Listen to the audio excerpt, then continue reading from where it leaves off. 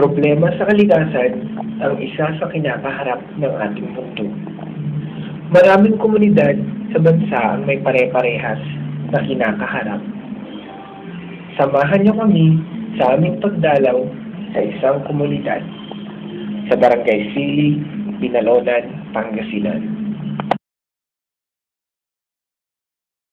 Kasama ng aking mga kagrupo, tinahak namin ang 14 na kilometro mula sa Urdaneta City, patungo sa Barangay Sili, Binalonan, Pangasinan. 30 minutong paglalakbay upang aming masaksihan ang sinasabi nilang problema sa kalikasan. Maganda, tahimik, may malinis na tubig, masaya at mapayapa.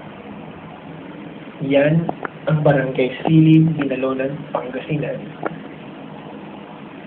Naglalakihang mga pananim, mga hayop na malayang nakakakain ng damo at magandang tanawin ng agrikultura. Talagang napakaganda dito sa Barangay Sili. Sili, Binalonan, Pangasinan. Kung makikita ninyo, malaya ng paligid, napakayaman ng agrikultura. Malamig ang simoy ng hangin. Pero sa kagandahang yan, meron din pala itong tinatagong problema sa kalikasan. Tulad ng mga basura.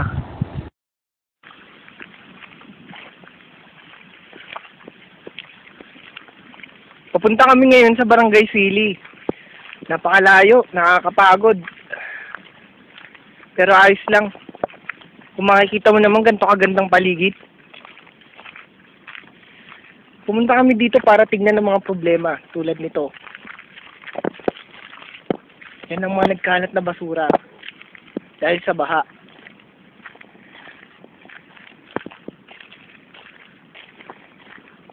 Pero ang barangay, gumagawa na sila ng mga ordinansa para linisan ng mga basurang yan.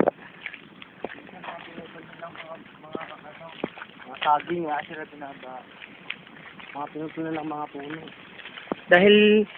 Dahil dito, sa mga pinutol nilang mga puno, kung mapapansin ninyo, naubos yung mga puno. Kaya binabaha. Siyempre, walang sumisip-sip ng tubig, di ba? Malamang. Tirik na tirik ang araw. Init. Makainit. Kung mapapansin nyo po, lahat kami naka-jacket. Pero lang po sa kumukuha ng video, lahat po kami naka-jacket. Meron pa. Init. Init. Mahigit 1 kilometro mula sa highway, nilakad namin. Kaya ba namin ito? Kayang-kaya yan. Diba?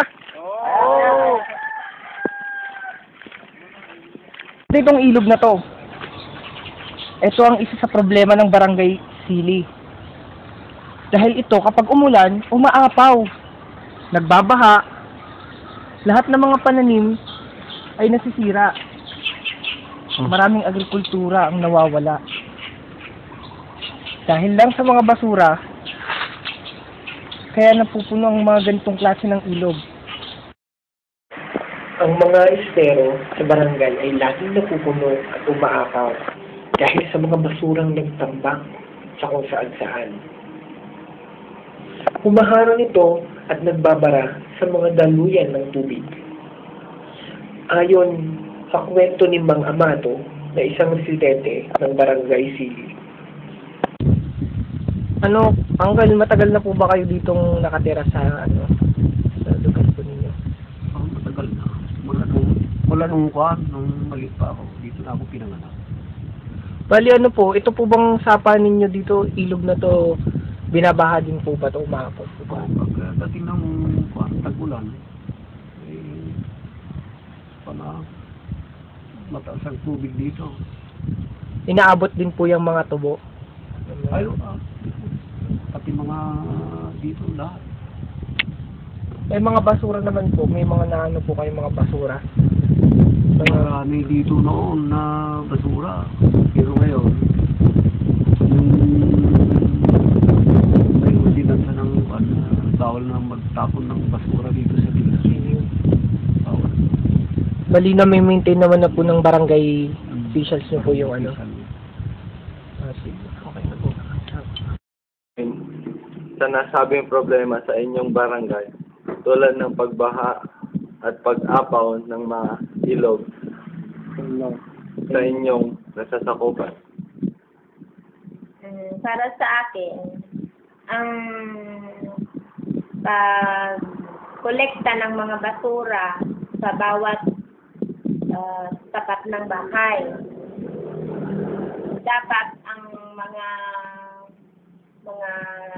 residente ng barangay ay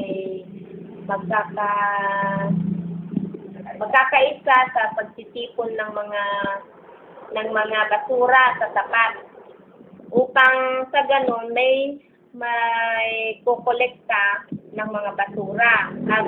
Kasi kung hindi kukolektahin yung mga basura o hindi ilalagay sa isang let's say lalagyan sa tapat ng bahay, may posibilidad na itatapon na lang nila yun sa mga ilog. Kung itatapon nila sa mga ilog, siyempre babaha. Pagdating ng mga pagbagyo, babaha ang ilog dahil nakaharang doon yung mga itinapon ng mga tao sa ilog. Kaya yun ang isang solusyon na alam kong maaring gawin ng mga residente sa barangay upang sa ganun makatulong naman sila sa magandang pagdaloy ng tubig sa ilog.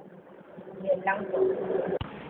Ayon sa mga nakapanayam namin, ang kanilang barangay ay bumuo ng ordinansa na kung saan ay dapat magtapon ng basura. Dapat ito ay nasa tamang lugar upang maiwasan ang mga pagbaha sa kanilang komunidad. Nilinis na din nila ang mga nagbabarangestero upang umalis ang daloy ng tubig. Kaya ngayon, ang mga ilog ay malinis na naman at ang mga hayop ay nakakakain ng masusustansyang damo. Kaya't lagi nating tatandaan na ang kalikasan ay dapat nating alagaan. Dahil ito ang nagbibigay ng buhay sa lahat ng aspeto sa ating kapaligiran. Panatilihin ang kalinisan ng kapaligiran upang makamit ang matiwasay na kinabukasan. Ako po si Robert Christian Tan. Ito ang aming dokumentaryo.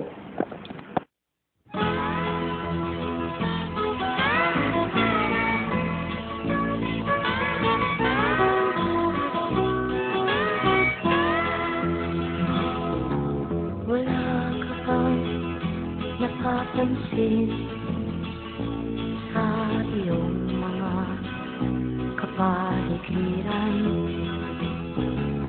Kay dumi na ng hangin, pati na ang mga ilog natin. Hindi na masamang pagunlad at malayo